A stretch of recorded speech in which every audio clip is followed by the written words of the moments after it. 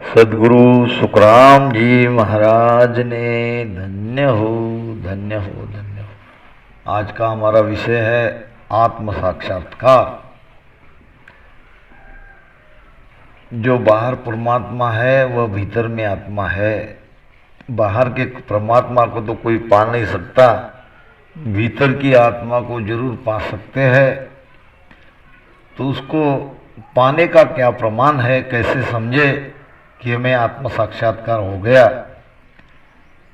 धुन को सुनने वाले कई है, शब्द की ध्वनि को सूरत के द्वारा कहने वाले कई है। कोई 10वें द्वार में सुन रहे हैं, कोई 10वें द्वार के बाहर सुन रहे हैं, और इसी को सब कुछ मान के बैठना ये सरासर गलत है। आइए इस गहरे सत्य को हम समझने का प्रयास करें। यादो न्यासु अगम अगोचर सत स्वरूप सुणोई रिदन सीदन संगवा के ज्ञान रूप को जोई।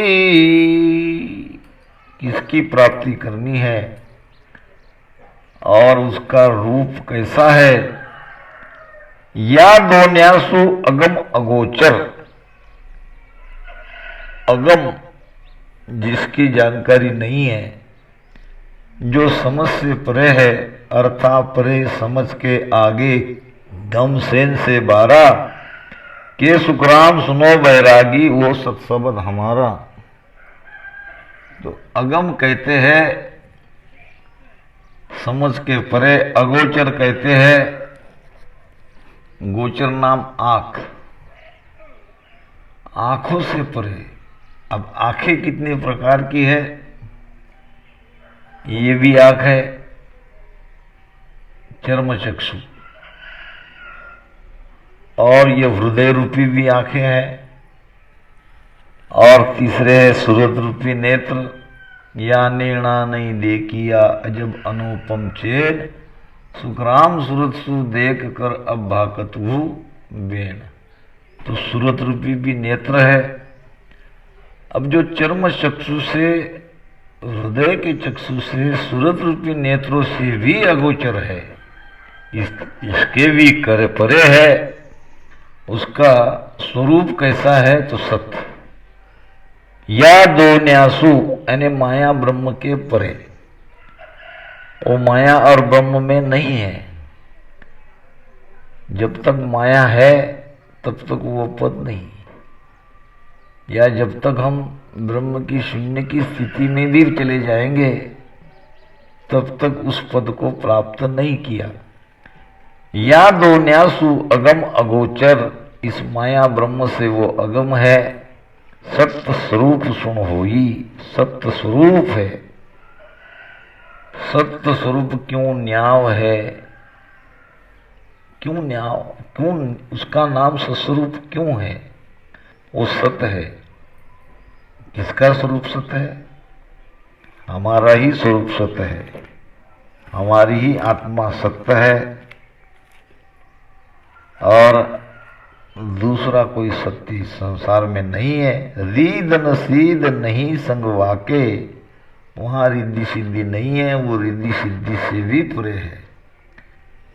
हाँ, रिद्धि सिद्धि ऐसे संत के पीछे जरूर रहती है, रिद्धि सिद्धि उनकी दासी जरूर बनती है, मगर वो इस दासियों के परे है। रिद्धि सिद्धि की प्राप्ति से भी वो परे है, वहां न रिद्धि है न सिद्धि है। ज्ञान रूप लो जोई, वो ज्ञान रूप है। अब ज्ञान रूप कैसा, वहां कोई ज्ञान है, अब ज्ञान को कोई कैसे देख सकता है। ज्ञान करा ज्ञान बलवा को, ज्ञान रूप रंग जान बखाणो, ज्ञान ही कान पान सब सारा, ज्ञान ही देह बखाणो। ज्ञान ही कला, उसकी कला ज्ञान ही है। ज्ञान बल वाको, उसका बल ज्ञान ही है। ज्ञान रूप रंग जानो, उसका रूप उसका रंग ज्ञान ही है। ज्ञान ही खान पान सब सारा, खान पान सारी रीत वहां ज्ञान ही है। और ज्ञान ही देह बकाणो, उसकी देह ही ज्ञान ही है। अब ये कौन सा ज्ञान? ये ऐसा ज्ञान जो जानने के बाद और जानने की आवश्यकता नहीं है। जहां तक जान सकते थे वहां तक हमने जान लिया। अब वो आत्मदर्शन के बाद, उस सस्वरूप आनंद पद की प्राप्ति के बाद और कोई जानना बाकी नहीं है। ऐसा ज्ञान भीतर में प्रकट होता है। उस ज्ञान के द्वारा सारा निर्णय हो जाता है और जानने लायक कोई बचता ही नहीं है। इसीलिए उसको ज्ञान रूप कहा है। ज्ञान रूपम ज्ञान डोरम जपन्ते महाजुक्तम, उसका रूप ही ज्ञान है, उसका आधार ही ज्ञान है। निर्भय सदा नेह चला, उस ज्ञान से हम निर्भय बनेंगे, स्थिर बन जाएंगे। तो ये कैसा ज्ञान है और उस ज्ञान को भीतर में प्रकट कैसे किया जाता है और वो प्रकट कब होता है? पलटा ज्ञान भया विज्ञानी, ब्रह्म ज्ञान दर्शाया, सूरज गाय विलागर चंदा, पवन गगन समाया। कैसे और कब उस ज्ञान की प्राप्ति होती है? तो महाराज कहते हैं कि पलट्या ज्ञान भया विज्ञानी। ज्ञान से पलटकर विज्ञानी बनना पड़ेगा।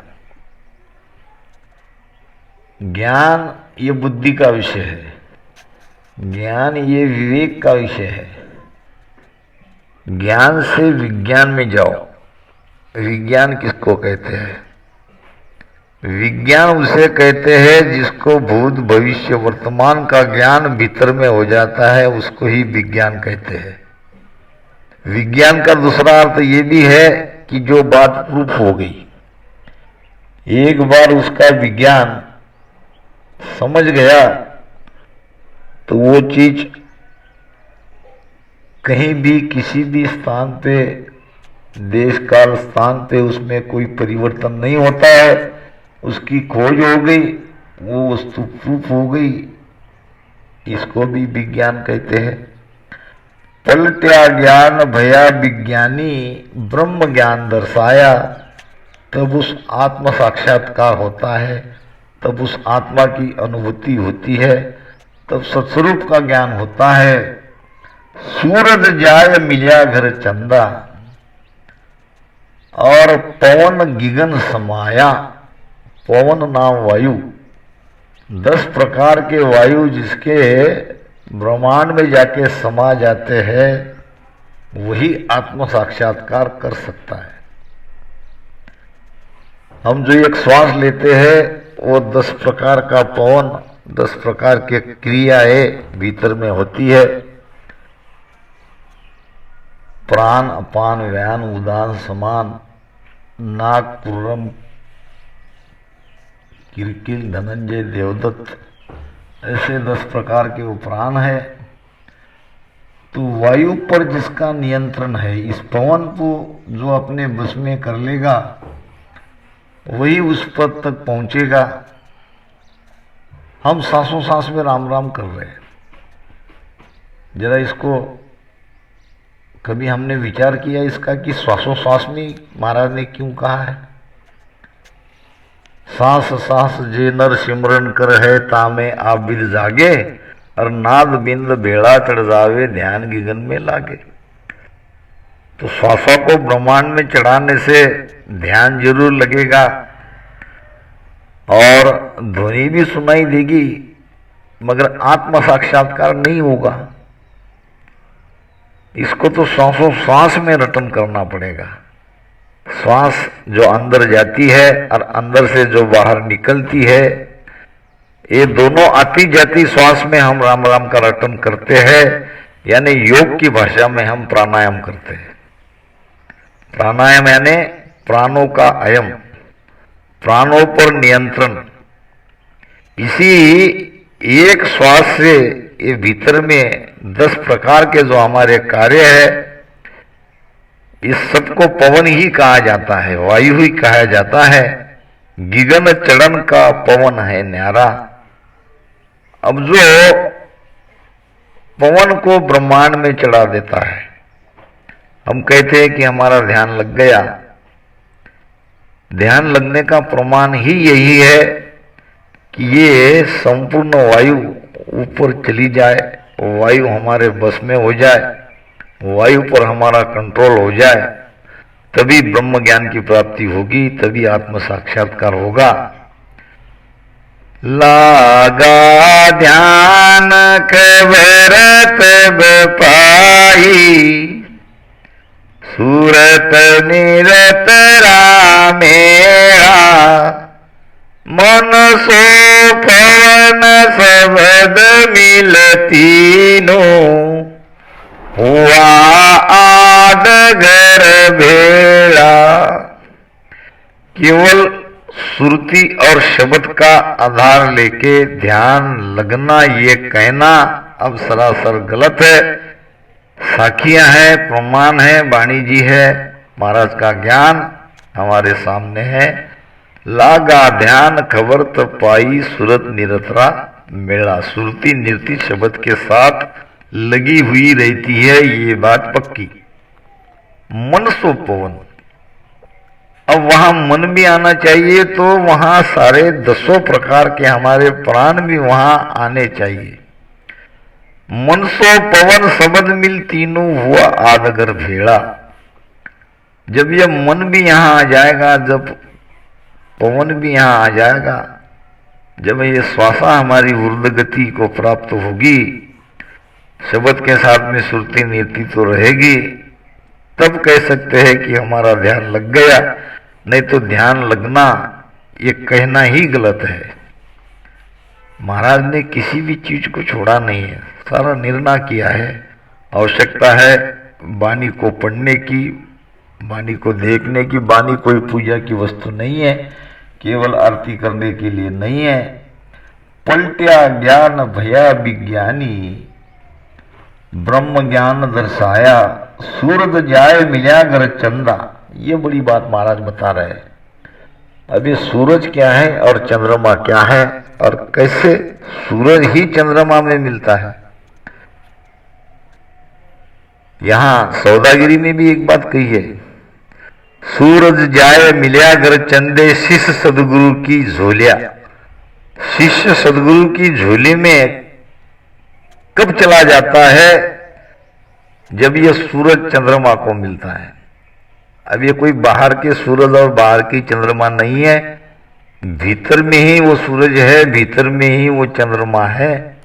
और सूरज ही चंद्रमा को क्यों मिल रहा है? हमारे मूलाधार में या गुदास्थान पर जब ये हमारी श्वासोश्वासा अपने आप शब्द के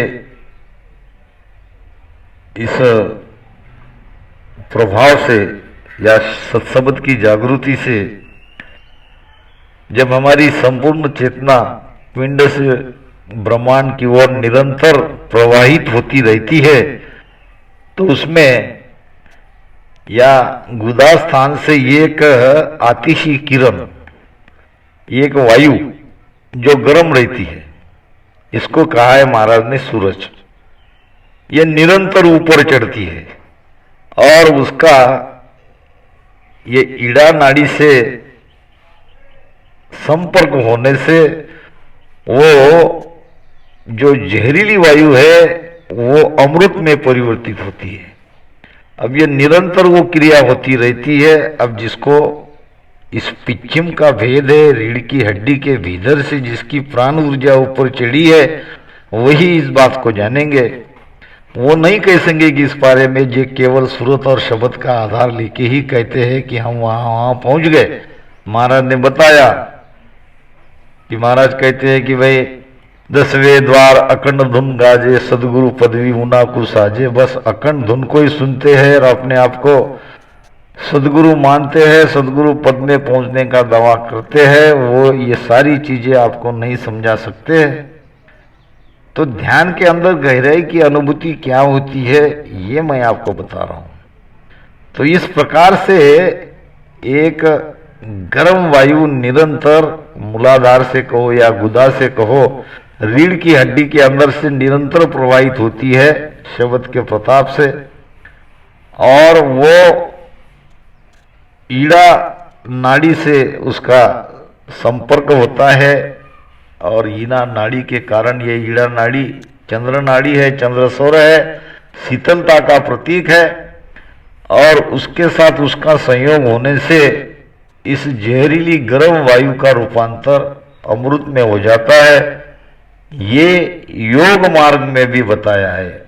वास्तव में सतगुरु सुखराम जी महाराज ने योग मार्ग का ही ज्ञान दिया है। हम इस बात को समझते नहीं, हम गहराई में जाना नहीं चाहते। हम उसका केवल राम नाम को ही पकड़ के बैठे हैं, सांसों सांस में राम राम करो, बस यही है, इतना ही भेद है। जब प्राणायाम की बात आती है, जब आसन की बात आती है, हम सांसों सांस में राम राम ले रहे तो प्राणायाम ही तो कर रहे। और ये राम राम से हमारी अंतर्बाह्य दोनों शुद्धि होती है, जो कि योग में कहते हैं यम नियम करो। अब यम नियम करने की आवश्यकता नहीं है, अब 8 अंग से भक्ति करने की आवश्यकता नहीं है, ये राम राम से ही काम होगा। गोरक्षनाथ ने यम और नियम को काट दिया और वो 6 अंग बताया उसने, आसन प्राणायाम प्रत्याहार धारणा ध्यान समाधि। तो ये आसन प्राणायाम प्रत्याहार धारणा ध्यान समाधि तो हम भी कर रहे हैं, हमारे साथ भी ये सब हो रहा है। अलग तरह से महाराज ने समझाया है कि ये सत्सबद के साथ सारी चीजें होनी चाहिए, और सत्सबद के साथ ये सब नहीं हो रहा है तो वो केवल योग होगा, और योगी ज्यादा से ज्यादा आज्ञा चक्र तक जाएंगे। मगर हम उनसे हटके नहीं है, उनसे आगे जरूर जा रहे हैं। यहाँ आज्ञा चक्र है और यहाँ हमारा 1000 पाकड़ी का कमल है, और उसके परे यानी बाहर नहीं भीतर ही अनंत पाकड़ी का कमल है। तो सत्सबद नियंचर के साथ जिसकी यात्रा, ध्यान की यात्रा हो रही है, वो तो जरूर उस सत्स्वरूप में जाएगा। अगर नियंचर नहीं जगा है तो वो केवल योग रहेगा। तो इतना बहुत बड़ा दोनों में अंतर है। तो वो पद कैसा है? नहीं काला नहीं श्वेत है, नहीं पात तैत के माय, जति बुझे सुख राम के, रंग बिन रंग दिखाय। अब पहले रंग कितने प्रकार के हैं और रंग कहां से आते हैं इसको समझ लो। संसार के अंदर केवल 5 ही प्रकार के रंग हैं। अब जो ये विभिन्न प्रकार के रंग हमें दिख रहे हैं, वो एक रंग दूसरे रंग में मिलाते हैं तब कोई तीसरा और रंग बनता है। मूल में इसके पीछे 5 ही रंग है, और ये 5 तत्वों के हैं। महाराज कहते हैं सबसे पहले पृथ्वी तत्व का रंग, पृथ्वी तत्व का रंग पीला है, और जल तत्व का रंग सफेद है, अग्नि तत्व का रंग लाल है, और वायु तत्व का रंग हरा है, और आकाश तत्व का रंग काला है। अब जब तक ध्यान में कोई काला पीला हरा सफेद लाल, कोई भी दृश्य देखते हैं तो वो तत्व के भीतर में ही है। जो भी दिखाई देता है और वो इस 5 कलर में किसी न किसी रंग से उस दृश्य का संबंध है, तो अभी वो तत्व में ही है, तत्व से परे नहीं हुए। 5 रंग को नारंगवा में ना पाचू तत भाई, न वहां ये 5 रंग है और न वहां ये 5 रंग जहां से पैदा होते हैं ये 5 तत्व है। महाराज कहते हैं नहीं काला नहीं श्वेत है, न वहां काला रंग है न सफेद रंग है, श्वेत नाम सफेद, नहीं 5 तत्व के माय न वहां 5 तत्व है। जति बुझे सुखराम कहे रंग बिन रंग दिखाए। जति ने जब महाराज को पूछा था कि हे महाराज वो ब्रह्म कैसा है, वो आत्मा कैसी है, तो महाराज ने कहा है कि ये 5 तत्व के परे 5 तत्व का कोई रंग तो वहां नहीं है, मगर आत्मा का रंग है, आत्मा की अनुभूति है, आत्मा को देखा जाता है आत्मा के ही प्रकाश से। अब जिसके भीतर ये दिव्य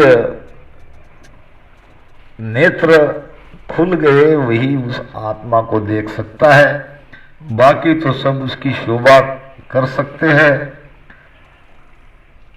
जति बुझे सुखराम कहे रंग बिन रंग दिखाए, वहां जरूर रंग है मगर ये वो रंग नहीं है, ये 5 तत्व के रंग के परे है। 7 दात गुण 3 नहीं, प्रगट नहीं 25, जति बुझे सुख राम कहे जा मूरत विश्वा 20। जति के प्रश्न के जवाब में महाराज ने कहा है कि वो आत्मा कैसी है और जो आत्म साक्षात्कार करते हैं वहां की स्थिति कैसी होनी चाहिए या कैसी हुई, ये महाराज कहते हैं कि वहां 7 धात गुण 3 नहीं। शरीर तो ये 5 तत्व का है मगर इसको सप्त धातु का शरीर भी कहते हैं। पृथ्वी तत्व की 5 प्रकृति और जल तत्व की 2 वीर्य और रक्त, ऐसे मिलके ये 7 धातु का शरीर बना है।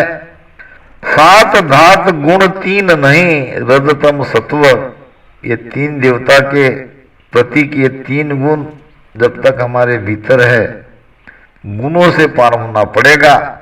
वहां ये 3 गुण नहीं है, रजतम सत्व ये 3 गुण और सप्त धातु के शरीर के परे जब हम जाएंगे और जहां 5 तत्व की 25 प्रकृतियां भी वहां नहीं है, 25 प्रकार के स्वभाव में नहीं है, जब ऐसी स्थिति हमारी बन जाएगी तब हम कह सकते हैं जति बुझे सुखराम कहे जहां मूर्त विश्वाविश, उस आत्मा की मूर्ति को जो अमूर्त है मगर उसको महाराज मूर्ति बता रहे, वो भी विश्वाविश, 1% नहीं 100% सत्य है, क्योंकि आत्मा का वो दिव्य प्रकाश दिव्य नेत्रों से दिखाई देता है। दिव्य नेत्र खुलेंगे तभी उस प्रकाश को लखेंगे, उसके पहले तो केवल उसकी कल्पना मात्र की जाती है, यानी जो भी हम अनुभव बता रहे हैं उसके भीतर का सारा ये केवल हमारी कल्पनाएं हैं। अगर हम इसी अनुभव को दिसे चैन ने न सोनी रखे, काना बाज सुनी जे, तब लगौरे परे नहीं पूता, नाद सुने मन भीजे। मन को रिझने वाला जो नाद कोई सुन रहा है और जो यहाँ त्रिकुटी के प्रकाश को देख रहा है, उसको ही निरख रहा है, उसको ही सस्वरूप समझ रहा है, तो ये तो सब भूली तरफ के है। उसके पहले वाले सारे चेन हैं ये तो दिखाई देते हैं। दिसे चेन नैन सु निरखे काना बाज सुनीजे, तब लग उरे परे नहीं पूता नाद सुने मन भीजे। तो महाराज कहते हैं कि 20वां 20 वहां आत्म साक्षात्कार होता है। वो अनंत सूर्य का प्रकाश वहां दिखाई देता है, इसमें कोई शंका नहीं। अनंत बाण विनाशी शोभा, सुरत निरत चैया चाली है जोबा, पिंगला सुखमण नारी, हाय वाको रूप गए मारा, रूप निहारत हारिये मारा, गुराजी राधेश चालो ये सैया मारी। अनंतवान कहीं कहते हैं महाराज अनंतवान, कहीं कहते हैं करोड़ सूर्य, कोटक बाण। कोटक बाण हुआ उजियारा, दिल ही में सायब दीदारा, इमरत बूंद झले कण मोती, दीपक ज्ञान जिला मिल ज्योति, मनवो चवर करे मनमाई। मन ही मन में घूम रहा है, मन ही चवर कर रहा है, मनवो चवर करे मनमाई, जा देखूं जा सतगुरु साई, सतगुरा जी की मैं बल जाई, ऐसो भेद दियो मुझ आई, तन देवल बिच आत्म देवा, और निर्गुण भक्त भजन ये भेवा। यही निर्गुण भक्ति है और यही भजन ही उसका भेद है। जब भजन करते हैं तो नाभि करोड़ों शून्य का प्रकाश हमारे भीतर दिखाई दे, ना अनंत सूर्य का प्रकाश भीतर दिखाई दे। एकादा सूर्य का प्रकाश तो भीतर दिखाई देना चाहिए, उसके बारे में कहना चाहिए कि हाँ, मगर ये बात हम कह नहीं पा रहे। इसका मतलब हम उस आनंद से, उस अनुभूति से अभी बहुत दूर है। लखने में कछुआवसी, देखन में कछुनाय, जति बुझे सुख राम कहे, संत बतावे माया। जब संतों की कृपा होगी, संतों की मेहर से ही लखने में कुछ आवसी, वो लखने में आता है, वो देखने की बात नहीं है। या नैना नहीं देखिया अजब अनुपम चैन, वो तो सूरत रूपी नेत्र से जब तक वहाँ नहीं पहुँचते तब तक सारी चीजें लखने में आएगी। देखने में कुछ ना आए, ये इस दृष्टि से देखने का विषय नहीं है। जति बुझे सुखराम कहे, संत बतावे माए। जति ने जब महाराज को ये बात पूछी तो संत को महाराज कहते हैं कि संत ही इस दिव्य अनुभूति को, इस आत्म साक्षात्कार को वो भीतर में ही बताएंगे, वो बाहर नहीं है। बाहर जो बता रहे हैं वो भूले हुए हैं, भटके हुए हैं। आत्म में परमात्मा, आगत लखे न कोय, भरम करम में जुग बांधिया, मुगत कहाँ से होय। आत्मा में ही परमात्मा है, यानी आत्मा ही परमात्मा है और कोई परमात्मा दूसरा नहीं है। और जब तक हम ये सब भीतर में अनुभव नहीं करते तब तक उस पद में पहुंचना, ये कहना भी ठीक नहीं है। इन्हीं शब्दों के साथ वाणी को यहाँ विराम देता हूँ। राम राम सा।